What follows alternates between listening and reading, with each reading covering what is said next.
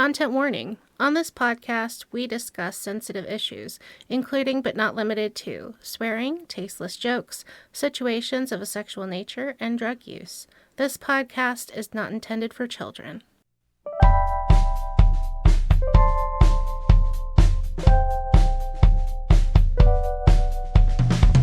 Hello, and welcome to BiblioWrecks, the podcast where we read the worst stories the world has to offer.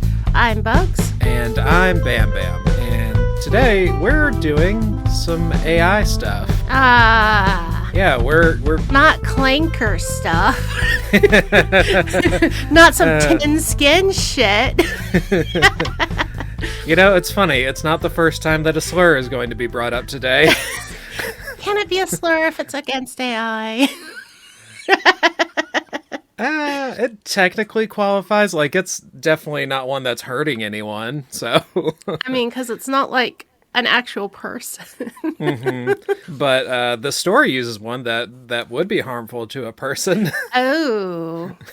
Do we need trigger warnings? Because you had said before that this is a horror story? Yeah, so big warnings for the story are child death, mutilation, and suicide are the major ones. Oh boy, my favorite things. Mm-hmm. Yeah, they're awesome. So today we're going over Lost Folklore, Hansel and Grethel, Should Thorns Remain? ! By the quite contrary author. Because you just sent me the picture and it just says Lost Folklore, Hansel and Gretel. Mm-hmm. Yeah, this thing can't quite decide what its title is. But as you open it up, it says its full title. Oh. Sometimes it's only Thorns Remain. Sometimes it's the question, Should Thorns Remain? ! They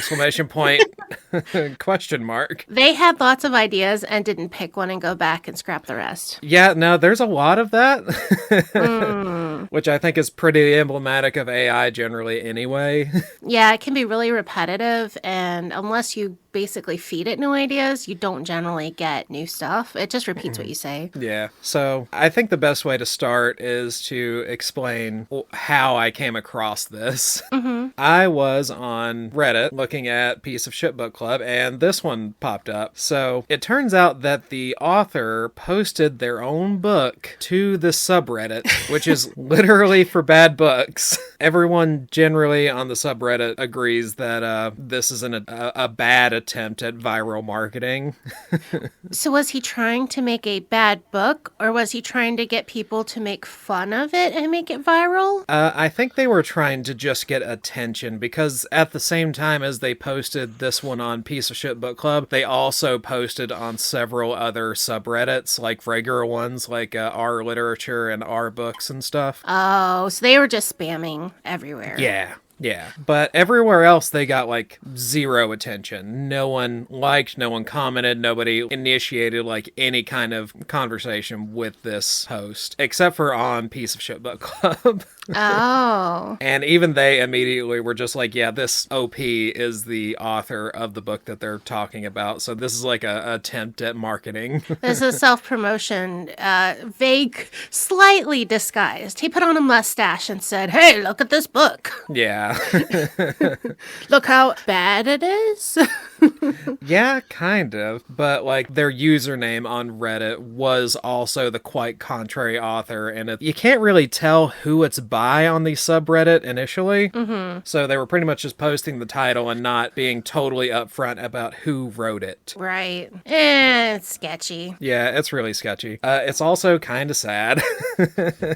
Honestly, back in the good old days, you could have Facebook and you could just have a page, post regularly, gain attention, gain traffic, and promote your own stuff there, and it was fine. Now, there's really not many channels that you can do legitimate self-promotion where you don't have to spend money. Yeah.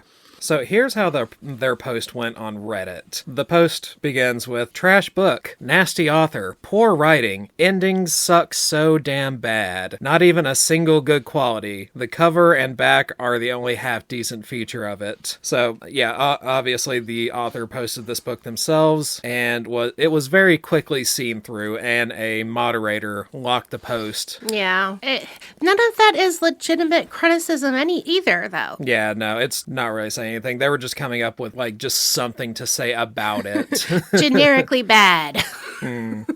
Like, at least we would have been creative and said, hey, this is why it's bad. Yeah, I'd like to think so. But yeah, before it got locked down, a few people commented on it. One person commented, OP is the author / AI prompter, because, it's obviously AI.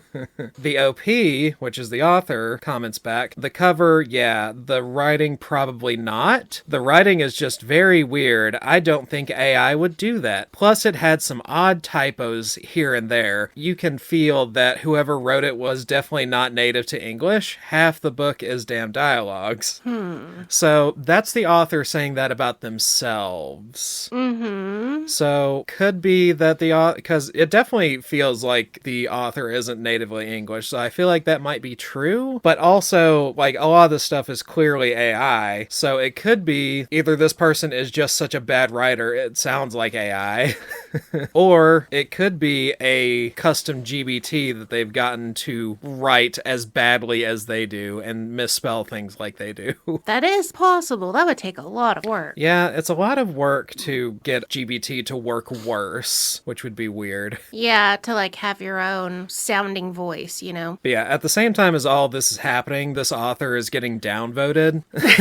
Oh no. Because everything they say is just kind of weird, and everything they say is also like kind of confrontational.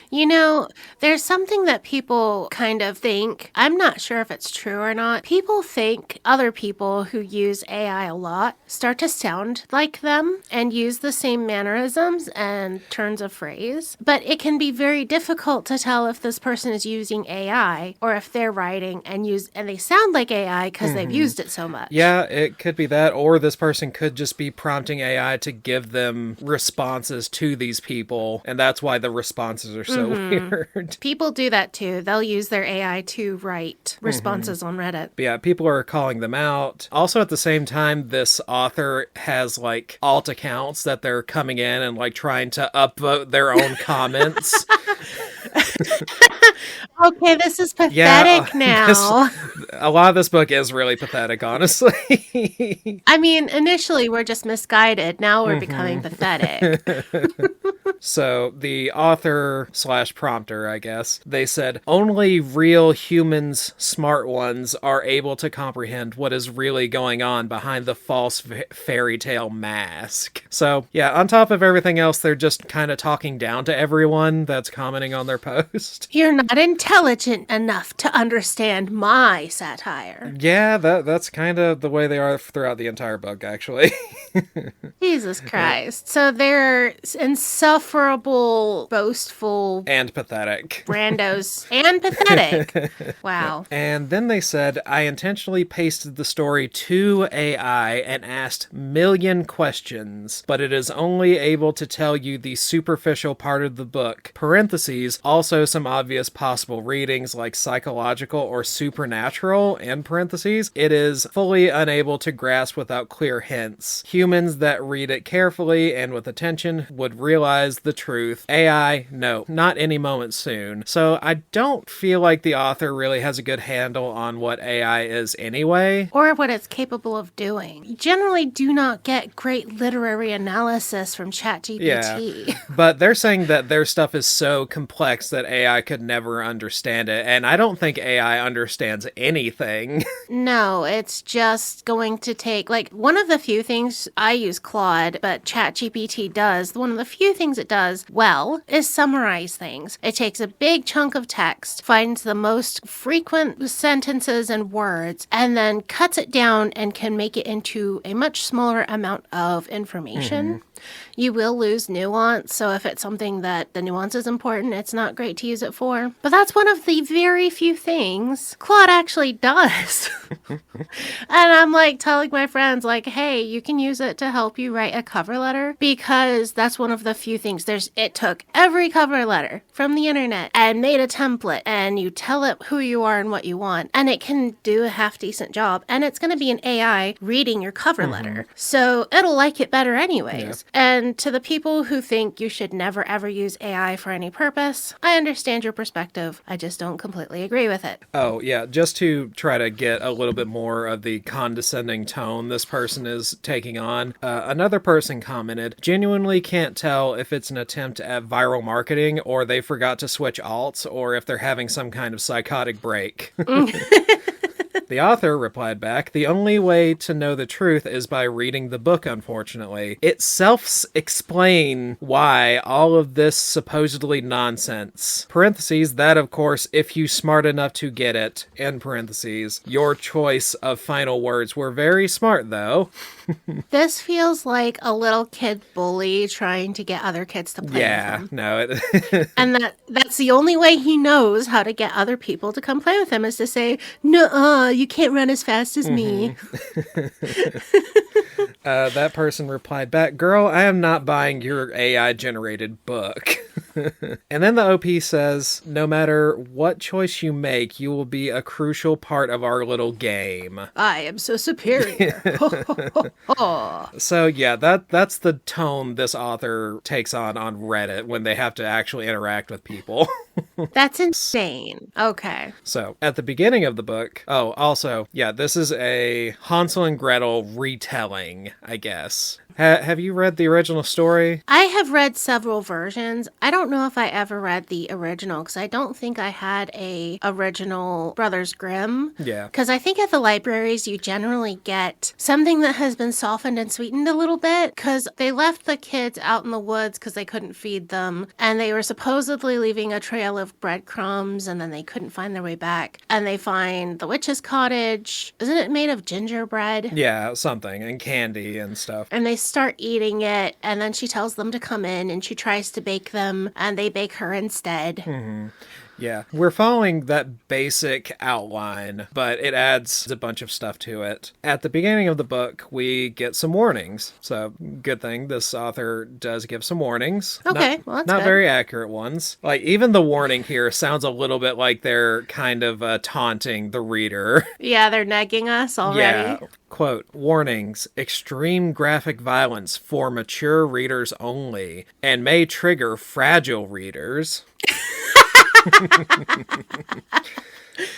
And boy, do I wish this book, lived up to that warning, at all. Because you've read actual real horror stories. Right. And to me, this just seems extraordinarily tame. I can't think of a story that would put me to sleep faster than this one.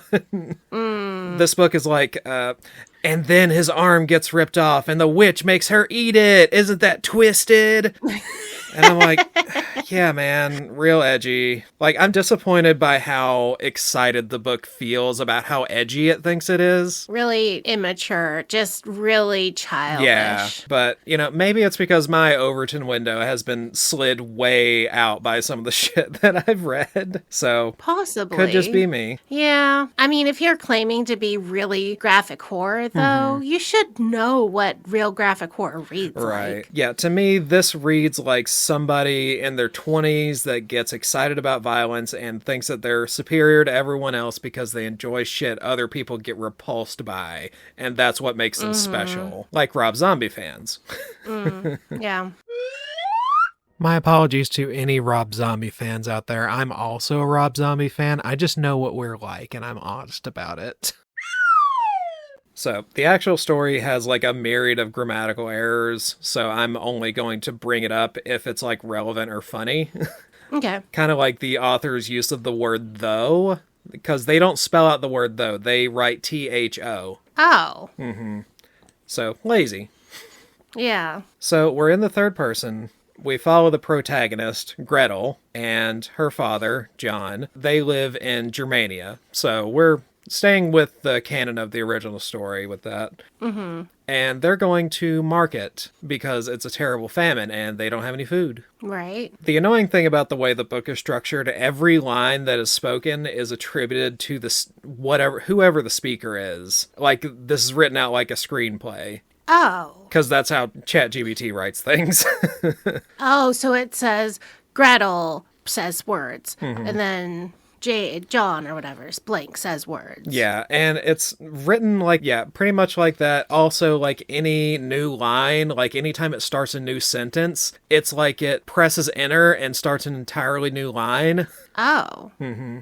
So was the author was putting in prompts and then taking whatever was spit out, copy pasting that into a Word document? Yeah, for the vast majority of the book. There are a few chunks where, it's like a whole paragraph or something like that. But for the vast majority of it, it's written just like line by line, just like you would just copy and paste it out of ChatGPT. Right. But yeah, anyway, they're going to the market and they're desperately poor and they only have a single copper. And why they go to market when they only have one copper, I don't know.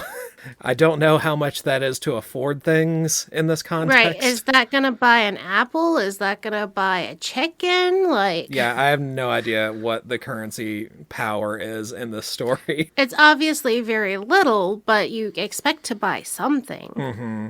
But yeah, this is so that they can go to market and Gretel can look at her dad when she sees a plush bear and say, "Dad, please, can I have the plush bear?" And he can say no, and because we're poor and everything's desperate and terrible. And then the mysterious masked vendor can just give them the bear anyway. What? Mm-hmm.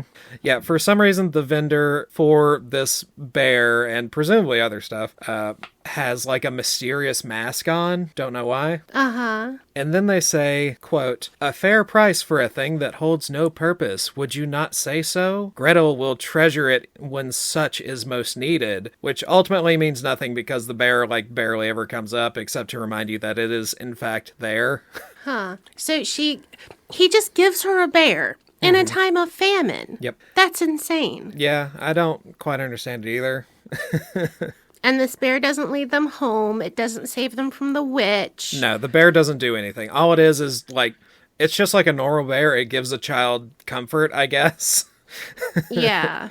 And like that's the most it does, I guess. And no one takes and tortures the bear, because that would be horror. No, not the bear. Okay, because, I could see, this is my only source of comfort in this terrible time. It reminds me of this kind of stranger. Oh, no, the witch is cutting it up and I'm dying and crying. You could have some reason for the bear. Mm-hmm. Yeah, I could see that. That would actually be more affecting than what actually happens in the book. Gotcha. Chekhov's gun. Yeah, Chekhov's gun left unfired, unfortunately. So they go back home, and Gretel goes off and plays with her brother, Hansel. So John goes in and talks to his wife, Maria, who is actively weeping over her dead rose garden. In time of famine and starvation. Mm-hmm. Well, she's worried about her rose garden. Well, she's sad about the starvation, too. Oh. Yeah, the starvation is like the main driver at this point. But yeah, somewhere else in the house, they can hear the wailing of twin 3-week-old newborns. Ugh. So they've just had 2 new children on top of the children they already had. Yep. So Maria is distraught by the lack of food and her milk running dry because she also hasn't eaten, presumably. Right. Quoting Maria, "Choose for me. Don't let their voices cry out alone. Oh, my dear Virgin Mary, have mercy of them, please." John says, "Forgive me, I'm sorry, but what choice is there? Newborns need less than 2 older children. If we try to save them all, we lose everyone." Why would you keep... Look, this was worse than Bird Box, okay? Yeah. But if you're actually going to be thinking about the practicalities of keeping 2 babies versus 2 older children, why would you keep the babies when the older children can help you scavenge and forage and build things and hunt? Yeah, and they're less likely to die of just being a baby in the Middle Ages. And she would not have to be nursing, so she would have a lot less strain on her body. Mm-hmm. Yeah, they don't think these things through very well. So they're trying to be practical, but they're not doing practicality right. Yeah, I think this author doesn't even understand what the process of thinking through this would be. Mm-hmm. Because I think historically that was a thing that people had to deal with, like in times of famine. Yes, they would absolutely put babies out in the woods and then just leave them there. Mm-hmm. And it was a fairly common practice until I don't know, maybe like the 15 or 1600s, like in Europe. Yeah. So, yeah, weird ideas here, but this is something that these two characters have already discussed, and it's John's idea, I guess. To get rid of Hansel and Gretel? Yeah. Okay. To get, drop them off in the woods. They just get on his nerves. So John rounds up the two older children to go play a game in the woods, and he blindfolds them as they leave. And after he leaves, Maria goes to the twins. She's had enough suffering in this famine and doesn't want her babies to go through it. So she goes to smother them, and these babies are giggling and saying, "Mommy." The 3-week-olds. At 3 weeks old. Yes, as babies do. They certainly can't say mommy at 3 weeks, and I don't think they can even giggle. Newborns don't giggle. They can make a sound that sounds like a laugh, but they don't actually giggle. But yeah, like as she's smothering them, they're saying mommy, mommy, mommy, which also isn't how smothering works. No. After she's done with that, she cuts her own throat in front of a statue of Mary, which I don't quite understand why that would be relevant, but this author seems to have like some kind of edge against like Christianity in general, I think. Like Mother Mary is useless kind of thing? I don't know, like it's really weird. Like it seems like the author is trying to paint like Christian religious iconography in a bad light, I guess. Okay. Which, I'm not entirely against. Yeah, I certainly don't care. It just doesn't seem relevant. No. And they do this a lot, actually. And it'll make sense later. It just doesn't make any sense here. Oh, okay. The mom kills the babies, and then she kills herself. And the husband is taking Hansel and Gretel off into the woods to kill them. So he's going to be the only one left. Yeah. And he isn't up to date on the wife's half of this plan. No, obviously. Yeah. But yeah, I don't know if it's like this is just written so poorly or the child murder and suicide are like kind of in service to nothing as far as like the narrative goes, because it doesn't provide anything for the plot either. And I was just introduced to this character, so I'm not like invested in them. It's just like shocking, or it's trying to be shocking, I guess. Right. Whereas it's really just confusing because it's like, well, why would you do that? Yeah. But, effectively, they could have just exited the story and died of starvation while Hansel and Gretel are gone, and nothing in the story changes. Because they kind of come back, but it doesn't really matter how they died. So this is, I think, purely for shock value for the reader. Right. So John takes Hansel and Gretel blindfolded to a secluded spot in the woods and promises, fairies and gifts if they keep their eyes closed, and then he leaves. And when they do open their eyes, they see that their dad has left them a knife, a plush bear, and a loaf of bread. Oh. Yep, he left a loaf of bread for the children he's planning to leave to starve to death. Yeah, why would you do... Yeah, what? Because he can't afford to feed them. Yeah, the children he has decided will die of starvation. Yeah. Is this like running raccoons up a tree? We're giving them a fighting chance or something? I guess so. I don't know. Like, what the hell? How old are these kids in this story? I think like 8 or 10, or 8 to 10. Like, yeah, that's how I thought of the original stories. Like, they were between 5 and 12 and usually 8 and 10. So that's not like, if a bear comes across them, it'll just eat them. If a wolf finds them, it has 2 lunches. Yeah, but I think it has to give the kids bread, because in the original story, they had bread so they could leave a bread trail. Oh, I thought she had a trail of breadcrumbs from the house into the forest, though, in the original story. Maybe. I don't know. I never actually read the original. I don't think it matters for this story, but... Oh, okay. But yeah, I'm going to go back to John because he's about to never return to the story, so I want to finish up with him. Oh. He comes back to the house where Maria and the twins are dead, and he curses God and punches the dead roses. Quote, "Look at her, look at what you did. Is this what you wanted? Is this your twisted sense of mercy? If you exist, bring them back to me. Take me instead. Anything. Fuck." He then gets a rope and goes to hang himself. Then he remembers he has 2 potentially living children and decides not to kill himself. Oh, okay. Yeah.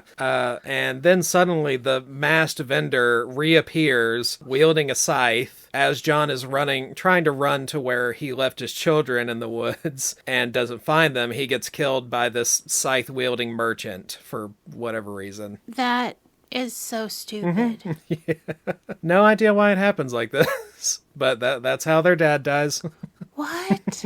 The one who gave her the bear Uh-huh. comes and murders the dad. Yeah, with a scythe. Cannot divine the reasoning for anything this masked vendor does. I don't understand why, like, if this character is Death, because it's a masked person wielding a scythe, I don't know why Death would give a bear to a little girl. Yeah, I don't get that either. Okay, all right. I accept it and we move on. So Gretel and Hansel open their eyes and they see the bread, knife, and bear. Gretel picks up the bear and smells it. And you know what this bear smells like?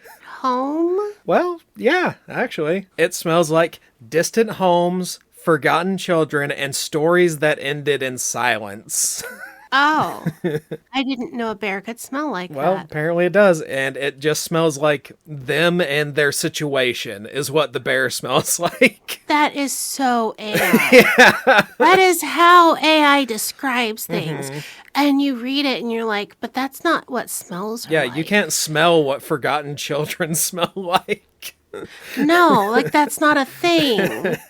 You could smell like a freshly buried grave. You could smell like decay. Yeah, but it's just the AI trying to sound poetic, I guess. Uh-huh. But Gretel is literally smelling a bear, and she can't smell that. And if she would smell that, she would be disturbed by it, I assume. Hitting the highlights from here because it's like boring and stupid for a while. They use the bread to find their way back to a fork in the road, and they decide which fork to go down by having a rock fight. Oh. Do you know what a rock fight is? Do they throw rocks at each They other? do throw rocks at each other.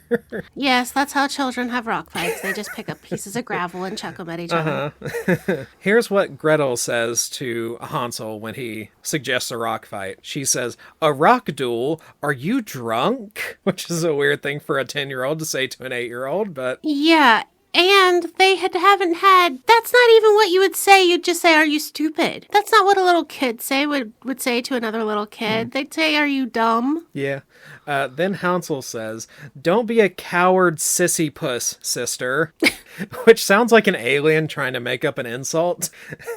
And I'm sure these children are not highly intelligent. I'm sure they're not geniuses. But even an 8-year-old would be like, maybe we shouldn't injure ourselves in the middle of the woods where bears live. Yeah, maybe.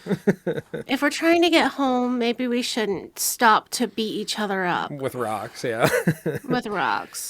So Gretel replies, fine, but it is not allowed to hit each other's face." And then their rock fight ends when Hansel hits Gretel in the face with a rock. Oh. And then they wrestle, and Why? I don't, like, he's like, "Oh, I'm sorry, I hit you in the face with a rock," and then she, like, grabs him, and then they're wrestling. Oh. Hansel says, "Ow, stop pulling my hair, sister." Gretel says, "Then get your finger out of my eye, twat, you idiot stretched cunt." Oh. Yeah, that's that. That's a little aggressive. Yeah, that's a new one for me. Calling someone an idiot stretched cunt. Yeah. And then she, Is that like what they have at the Bop House? the what? The Bop House? What's a bop house? Blown out pussy. Oh. Nice. Yeah.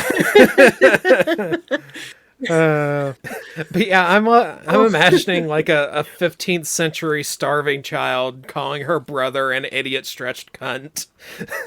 Yeah, that is just insanely stupid. Yeah. That is the worst insult a child has ever, any author has put in a child's mouth. And then she hits Hansel in the balls. Then they collapse after spanking each other, tangled together, panting is the literal quote. And I don't know what the fuck this is about, but I feel like CPS should be involved. It's weird. Was the author trying to wind up into some incest porn? I don't know. I think the AI started leading down that road because just in a lot of romances, you start with like a fight. A fight. Yeah, and it turns into Yeah. kissing. But Yeah. the author probably like pulled it back, but not soon enough, I think, because that it still feels weird to me. Yeah. The original argument is whether we go down the left path or the right path, right? Yeah. Okay. So they go down one of the paths. It doesn't matter which one because they never go back to this fork because crows come down and eat their bread trail. Oh. So they continue traveling. They're getting hungry and hungrier because they threw their food away. Yeah. Jokingly, Grethel threatens to eat Hansel's tender flesh. Oh. Hansel says, this beetle would be crunchy. Grethel says, you look crunchy too, Hansel, and meaty. The girl's mouth salivated by the view of her brother's flesh. Hansel, what? Grethel, nothing, dear tender brother. Then she licks him? Again, weird, super weird, and I don't like it. Then they decide to risk eating some wild mushrooms, and they get super-de-duper high. Oh. Well, it's better than super-de-duper dead. Yeah, I guess so. I don't know, it'd probably be better if they just died here. And now is where the story is about to get at its absolute stupidest. So I think, for now, I think we should do an ad pivot. Okay. You know who else is your sister and licks you, your tender flesh? I have too many sisters for this question. Yeah, that is true. And the answer's all of You're them. asking. Lily will aggressively bite people, okay? Yeah, mostly me. I'm a chew toy, especially when she drinks. It's weird. Ads. In a world where the Holy Bible is actually a streaming television show with a gigantic special effects budget, the Wrath of Pod podcast reviews every episode. I think it is really brave to be doing an origin story. I think I may have heard him say abracadabra, which I thought was a little on the nose. God created Adam and shoves his hand into his chest like Temple of Doom and yanks this rib out. I'm like, what the fuck? I think there was better chemistry between Eve and the snake. Ooh. Just gonna say that. One of the men is actually named Lot. His parents were naming him for the comedic potential, so that people are like, he's a lot. Yeah, I know he's a lot, but how is he at the moment? He's a lot. You should meet his brother, a handful. And then they chop the foreskins off of everybody's penis. Join these scripture script doctors as they discuss this fictional hit series. Listen to Wrath of Pod, wherever you get your podcasts. And we're back for cannibalism and horror, question mark? Yeah, we're getting to the horror pretty soon, I think. Because it feels like we're being set up for cannibalism. Like, that's obviously being implied here with her saying, tasty, brother. Yeah, no, it's a very obvious foreshadow that she's going to eat her brother. But before that, they eat some mushrooms. It gets super duper high. Right. This is also where the story gets by far its stupidest. Quote, now from the heavens, creepy fairies with elongated limbs came riding near skeleton unicorns, shitting rainbows and butterflies everywhere. Are they going, Charlie, let's go to Candy Mountain? Let's go to Candy Mountain, Charlie. You know what? I probably would have respected this book a lot better if it did just pull out like a millennial internet reference. Gretel says, I told you they were real. Hey, I have a wish. Hansel says, I want to poop a rainbow too and go flying to the moon. Hee hee hee. I always wondered how rainbows taste, poopy or rainbowish. Maybe both. Yum yum. I did not expect fairies to look so frighting like that, though. See, and that's part of my wonder is because AI usually has really good grammar and spelling. Right, but this is really bad grammar and spelling. Yeah, and that just seems So- unusual. That's why you saying it might be a custom GPT would make sense, because usually that's one way people can tell, oh, this is AI, is because it sounds too perfect. It doesn't sound human, and this sounds like a 12-year-old human boy who doesn't know how to write very well. Right. Which, yeah, my first read through was, I'm not entirely sure if this is AI, because I've read books that are just as bad as this. Like, I think this is about on the same level as Stephen Demogorgon. But that one was because the author wasn't American. I don't think that one was AI. But the author of this book brought it up in that Reddit comment, and I was like, now I'm not sure again, because you brought that up. Right. So that's why I'm leaning toward it could possibly be a custom GBT doing it. And they, obviously said, yeah, I did talk to an AI to get this written or whatever. So kind of jumping back and forth there. So I think they're just lying, or a liar. So then Grethel comes back and says, hey, where are you going? Come back, please. Ignore my intellectually disabled, unquote, brother. But she didn't say intellectually disabled. Oh, she used the R word. She used the R slur, yeah. She's talking to the fairies, and the fairies are leaving? Yeah. Okay. So she's saying, ignore my dumb brother. But the author, like, the way I'm thinking of it, the author is, like, the manager of the things the AI is, like, spitting out. And they didn't feel the need to cut that part out. Yeah, I mean, there's a lot of people who use the R word on purpose now to make it edgy, because other people think it's not nice to say. Yeah, and that's probably what this is for, is just more brain-dead shock value. I think it is interesting that you're willing to say the C word, but not the R word.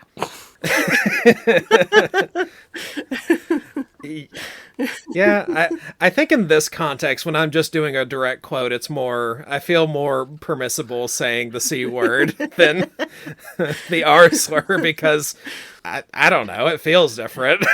Because we don't generally use those words in real life. That's just not part of our vocabulary. So we come across them in these books, and then we have to figure out how we're going to quote and say these things. Right. Before I do this, I literally Googled, how do I explain to someone what the R slur is without saying it? Yeah. So the fairies leave, which means they're coming off their high? Not really. I don't know what exactly is happening, because it's just the AI is hallucinating. But they continue tripping balls until they find a cottage, which to them appears to be made of candy, but it's actually just a normal cottage. Oh. So they start chewing on it, and they're so high they don't feel like the splinters going into their gums and their teeth like cracking. Ew. Okay, that is a little bit horrifying. Yeah, that does feel a little bit visceral. Then from inside the cabin, an old hag sees the children chewing on her house. What in the hell? And anytime that the story has her talking or refers to her, it is always as the hag. Unless it's referring to someone else as a hag, but that's later in the story. But the hag seems to exist simply to gaslight these children and the reader as to whether she's a witch or not. Oh. She's like, maybe I'm feeding you because I'm a caring person, or maybe I'm fattening you up to eat you. I'll never tell you straight. Huh. And that's just like her entire character. That's weird. Also, I have religious trauma, and that's why I'm like this. Oh. So she feeds them, but also locks them up in a cage for her protection. I mean, they were just chewing on her house. Yeah, these are crazy feral children. I don't entirely blame her. And they are 8 and 10. They could be fairly big. Right, but as far as like the optics of this goes to these children, that's a pretty weird thing to do. That is true. The weird all around. Everyone sucks here. My point in, bringing up the perspective here is because these children have this perspective that this person is potentially an evil witch that is going to eat them. And then the story is going to be mad at them for thinking that. because Oh. they're Christian, Oh. which them being Christian has nothing to do with it, but yeah, we'll get into it. Okay. Several times, Hansel and Gretel refer back to stories that they've heard about witches eating kids, fattening them up and stuff, which is just like a direct reference to the original story. I think we're in a story. I think you get eaten. Yeah, I think these kids have also read Hansel and Gretel. So it's almost like, yeah, everyone in the story has also read Hansel and Gretel, so they're all playing with like what their role is, and this feels like a dream to me. Which, turning a fairy tale on its head and doing a satire or a clever retelling can be extraordinarily interesting and really fascinating. Terry Pratchett does that a lot, and I've read other ones that did that. Gregory Maguire did that with Cinderella, I think. And that can be really clever. This author is just failing at that. Yeah, this isn't clever, is the thing.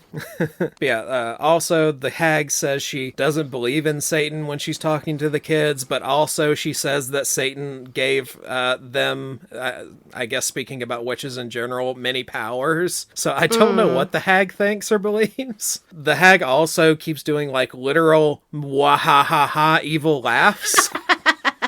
Oh, that's great. But is also like, I'm just a misunderstood outsider, abused all my life by your Christian ways.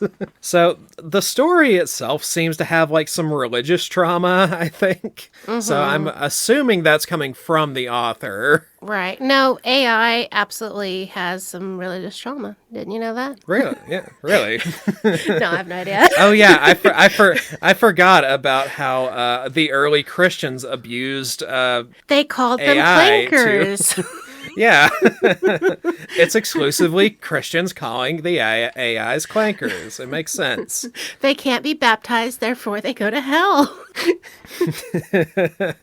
But yeah, the way the story is trying to push this is that these children are Christians, so they think the witch is evil, and the story is like, why is the witch evil? It's like it's trying to make a statement about like Christians judging people or something. Okay. But we're also making her act really creepy and weird. Right. If she was because acting normally and they were saying, oh, she's suspicious because she fed us and is nice to us, then you would have a point. But you're making her lock them up and be weird. Yeah, she's written purposely ambiguously because the author doesn't want the reader to know whether that character is evil or not. Which takes away your whole ability to make that point then, you know? Right. Yeah. Because you can't blame these children if this witch is acting like a witch that might eat them. But yeah, she treats Gretel the most kindly. She like lets her out of the cage,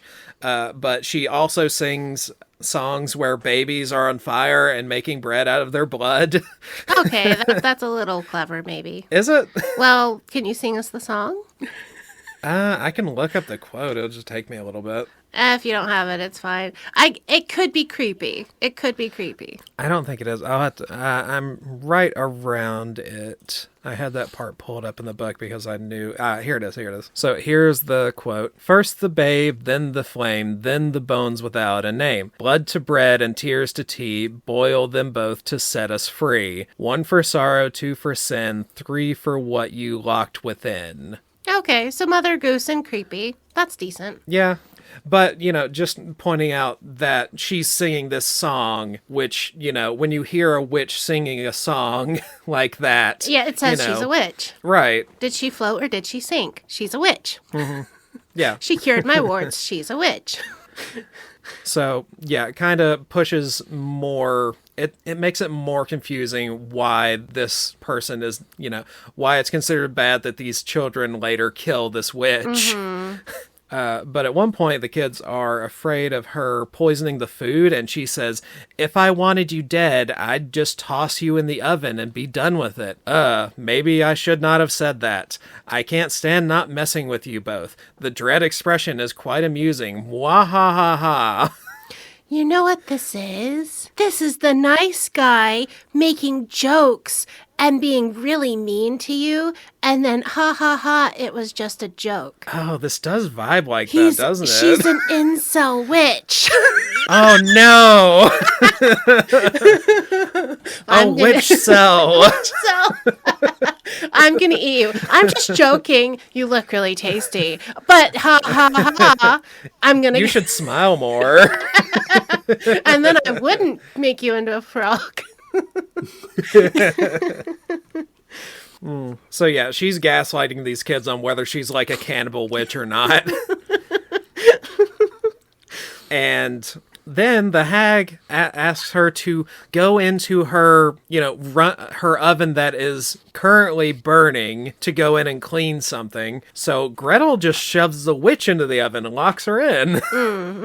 And the story seems to think that she should feel terrible about this. And this was clearly not an evil witch, even though it was written ambiguously. And, she had already made a reference to putting you into an oven and then was like, hey, can you get into my oven? This is a normal request. Right. Like Grethel obviously has a self-defense line here. Yeah, but the story doesn't seem to think so, and that drives me insane. Yeah, that's pretty stupid. And not only does the story think that she should be guilty over this, the hag's corpse thinks that Grethel should be guilty over this. Oh, it continues to have an opinion? Yeah. Oh, well, she is a witch then. So, well, kind of.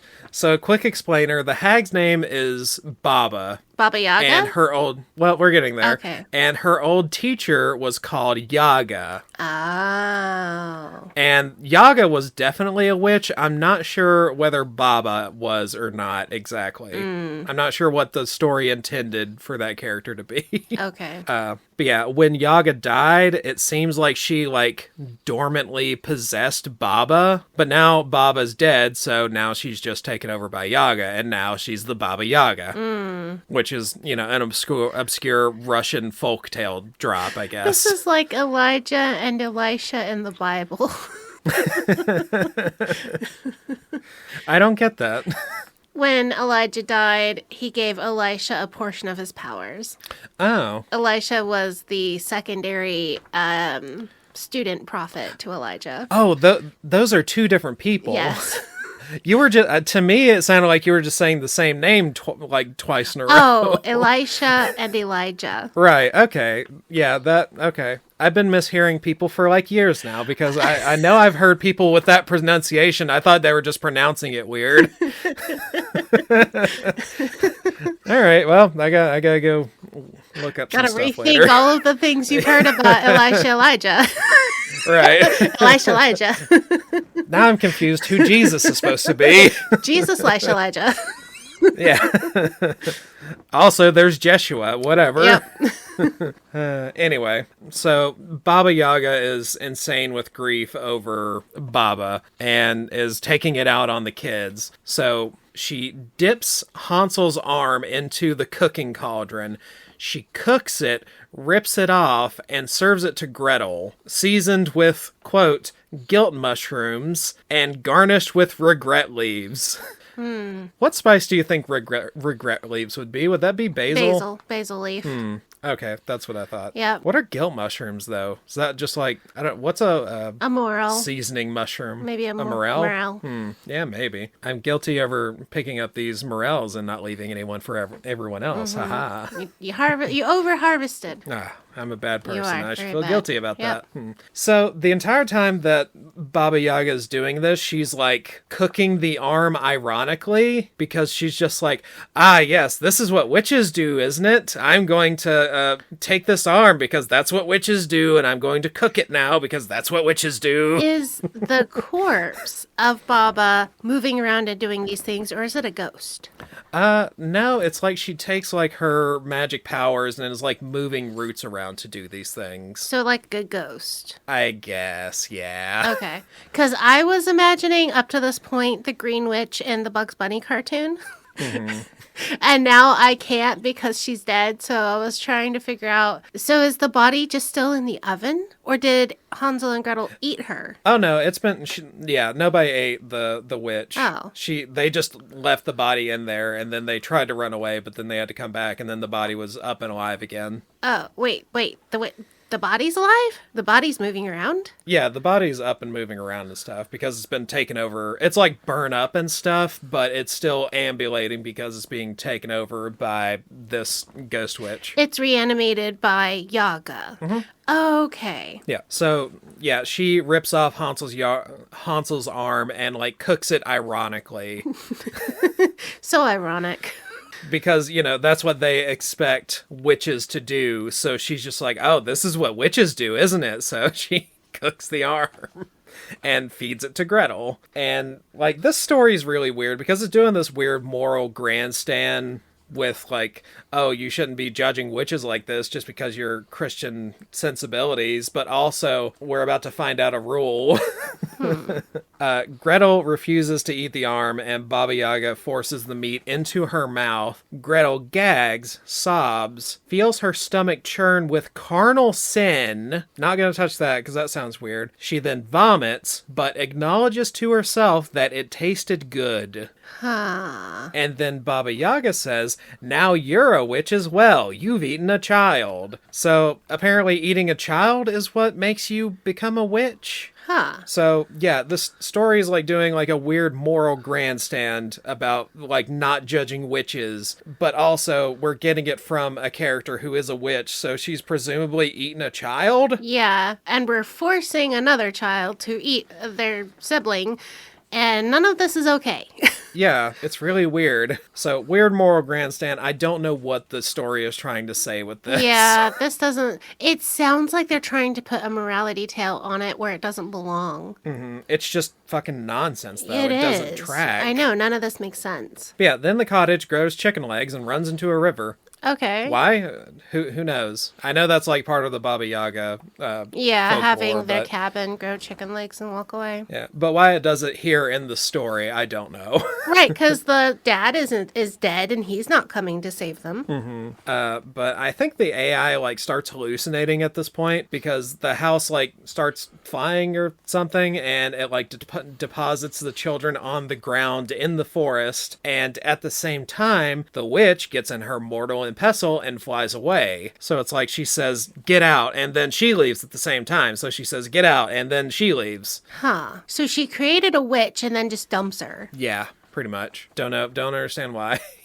But yeah, these kids get dumped out on the ground is what the story says. But then when they stand back up, they're back in the cottage. Oh. So I guess the witch left the cottage there, but she dumped them out, and then she left, and then the cottage is still there. Yeah, the author didn't make sure that we had continuity in between prompts. Yeah, the AI just kind of hallucinated there. Yeah. Yeah, wherever they are now, in the forest, I don't know why we had to move because we're still just lost in the forest. We're no more or less lost than we already were. So don't know why we had to move for that. But wherever they are now, there's a bunch of farm animals with too many eyes. Farm animals in the forest? Yeah, no idea why. And the only thing that's wrong with them is that they have too many eyes. Other than that, they're just normal farm animals. Okay. And nothing ever happens with them. Oh. Like the Hansel and Gretel kind of become farmers for some reason. I don't know. Yes, the amazing farming abilities of an 8-year-old with only one arm and his cannibalistic 10-year-old sister.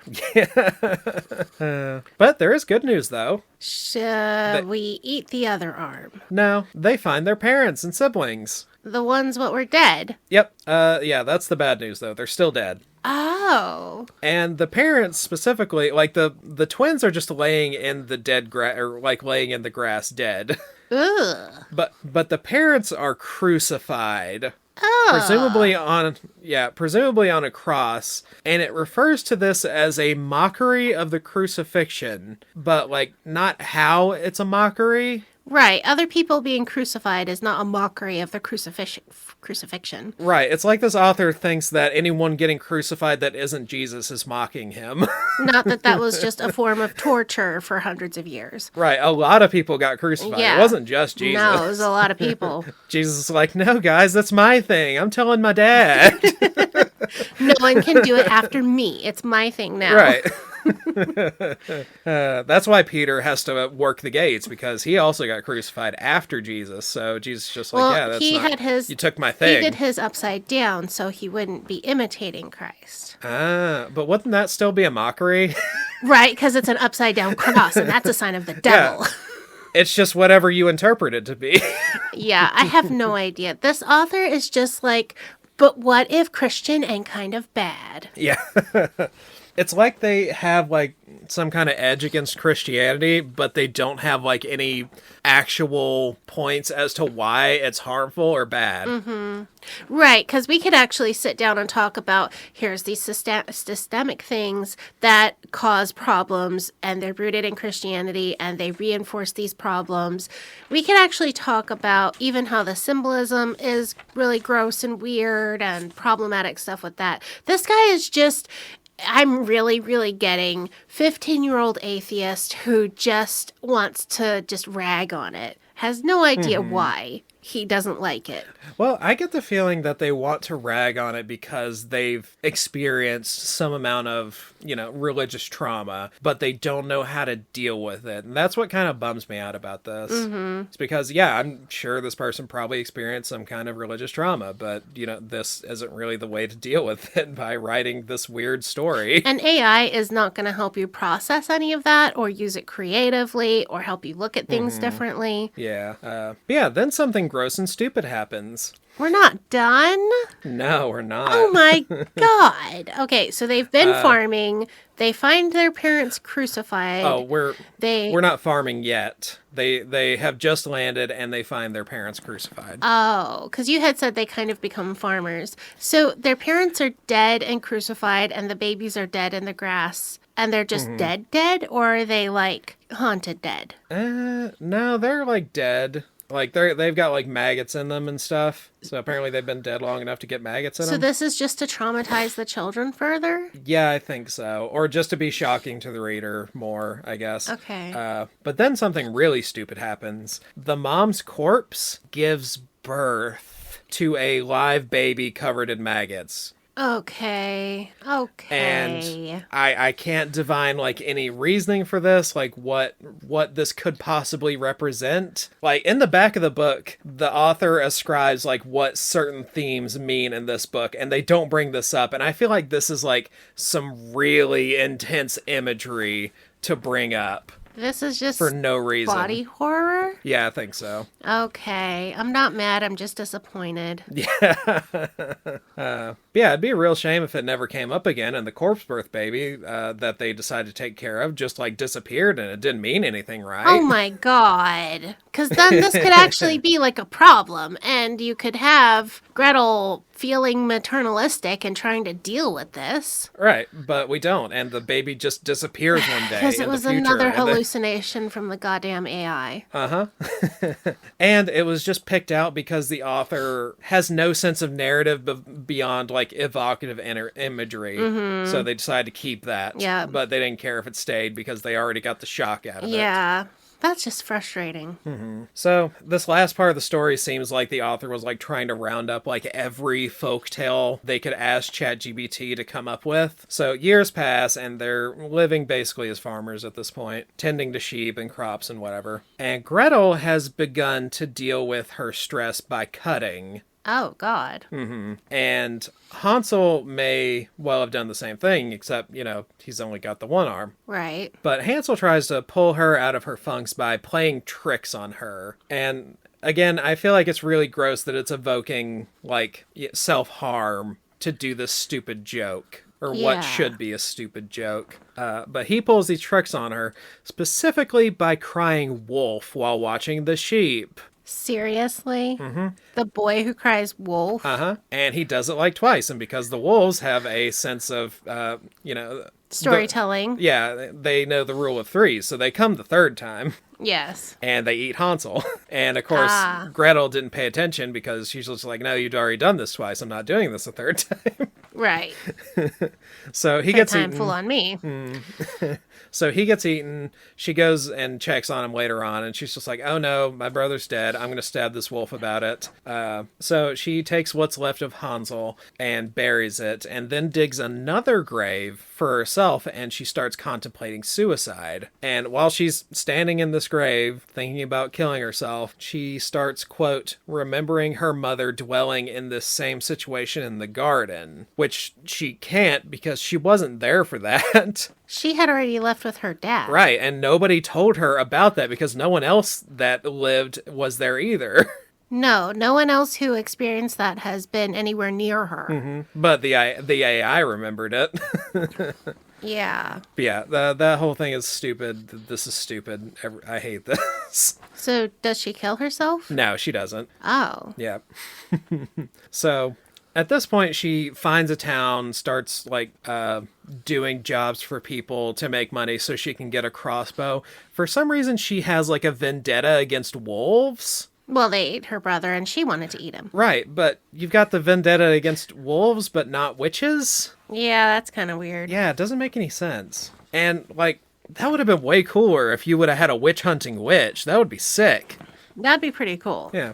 But yeah, she has found this place called Vlad Hill, Transylvania, because it's a castle surrounded by impaling corpses. Get it? I'm Dracula. Yeah. And you think, ooh, are we vampire hunting? I hear you ask, and fuck no. But also, that's not a grim fairy tale. Nope, it's not. Or even a Mother Goose. It's a reference, at best. Well, because the actual Vlad the Impaler was a historical figure, and Right. then Dracula is from a novel. Mm-hmm. Hey. So, yeah, weird reference there. At first, I was almost excited. I was like, ooh, are we going to, kill some vampires? And no, we don't. Because you know what? A vampire hunting Gretel could be cool. That would be sick. That could be cool. So, yeah, no. For some reason, Gretel is obsessed with killing wolves now with a crossbow. And then she gets old, and the story starts calling her the hag because circular, I guess. Because she's old and everyone hates her and she lives alone. Then, one day while she's at home, a lost Goldilocks child, because she literally refers to her as Goldilocks when she sees her, knocks on her door and Gretel invites her in. And then we get this final line of the story. Little girl, parentheses, crying black tears as her face melted if by heat, parentheses. No, you are the witch. You eat children. Like you once did with your so-called brother. Is that not true? Then why were you even left behind? Who is real and who is false? I guess it does not matter, since without this life, there is even more lone. Oh, my precious sinner, you can't hide of what you are behind all those cracks in our fairy tale. Mwahahahahahaha. The end. Yeah, you win. This is the worst. Yeah. I'm good at this game. You are good at this game. What if it's AI? Usually AI actually has decent grammar and spelling. Mm-hmm. I feel like AI has more coherency than this usually. Yes. But there's chunks of it that are so obviously repetitive and weird in that way that it does stuff. There are bits that are definitely AI, but other parts are so weird feeling. I don't know that you could get it like that without actually writing it yourself. Yeah, because there's just, humans are chaotic enough. Mm-hmm. We can create new things. We can imagine new things. AI is trained on all of this data and stuff, but it cannot come up with new things. It can only recombine what it has already seen. So yeah, the rest of the book, because this is like a 150-page book, but it ends at like page 110 or something. Yeah? And the rest of it is like just lame poetry, and it's not really worth taking a first glance, much less a second glance at, so I'm skipping it. Oh, gotcha. It's kind of like the aquarium where he had dozens of pages of philosophy essays at the end. Yeah, it is like that. It's almost like mentally ill people keep doing this, I think. Which, who knows whether this guy is mentally ill or an angsty teenager or what. Yeah, it's hard to tell. The only other thing like of note in the back 30 pages is the insecure, disconnected notes that accuse the reader of jumping ahead over and over. Like, if they expected somebody to read this, they thought they were going to turn to the back first. Like, read the ending first? I guess. I don't know. Because that's not how I read books. Yeah, it's also not how I read books. And then I read the entire book and I get to this end part and it's just like, did you skip ahead? Did you skip ahead? And it just feels really weird. I don't think an author has ever made me so uncomfortable to finish their book. Huh. That is interesting. Yeah, it's something. What was the name of the author of this book? Yeah, it's attributed to the contrary author. That's their name on the book? Yeah. Oh. So just pseudonym that says, hi, this is my pseudonym. Yeah, pretty much. Okay. So, yeah, no idea what kind of person this is. Male, female, whoever, child, adult, old person. Right. And impossible to find out more, learn anything else about them. And I don't want to. No. I mean, because it felt like we had a couple good ideas. We had a couple of things that could have been interesting. Yeah, if we had And we just went right past them. Yeah, if we had like actually explored these things instead of just like, I don't know. It's like they kind of just presented it and was like, aha, this is something very clever, and then they didn't do anything with it. Right. But yeah, I give it an F for being lazy and cringe and sad. Yeah, definitely a D- or an F, because we don't even have a proper narrative flow. We have these things happened, but nothing has a point.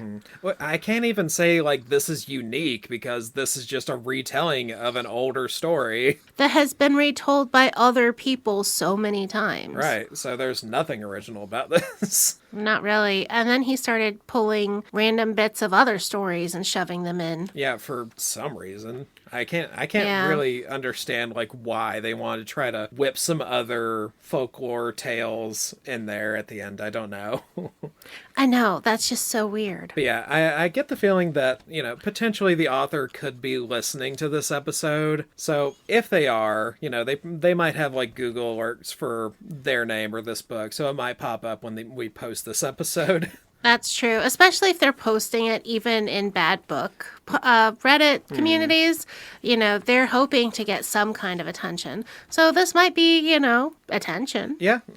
So if they're about to comment and say like this is all a part of their plan to get more attention or something, You won, buddy. yeah, this is your Good job. This is your 15 minutes of fame, and this is Yay, probably good for you. this is probably where it ends because we're a smaller podcast, and this was kind of a pity pick for me. Yeah. So- No one is going to go pursue this author after listening to our episode. So good for you. You got your 15 minutes, and I hope it was all you wanted. And you know what? Sometimes there are so many books on Amazon now and self-published books that literally get 0 readers.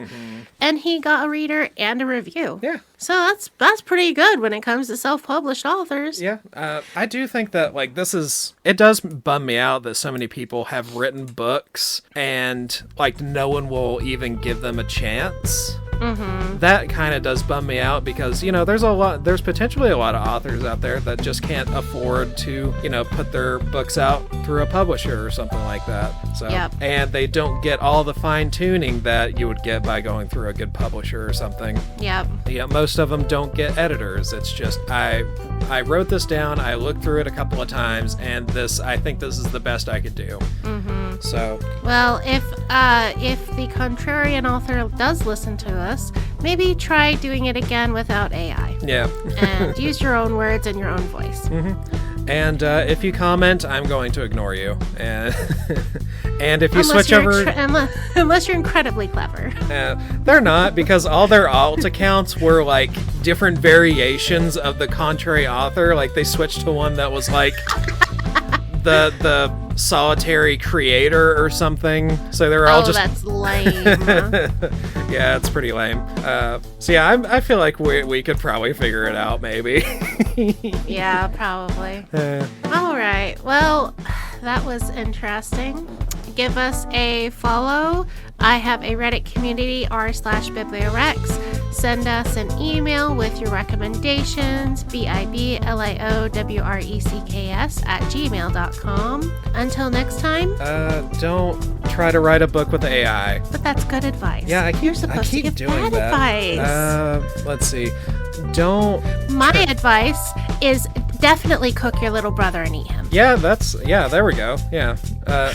He's probably delicious, and He is delicious. and he won't With have some- any feelings about it one way or the other. With some bay leaves, some salt, pepper, and garlic, you'll be all set. Don't forget your guilt mushrooms and regret leaves. Yeah. All right. Bye. Bye.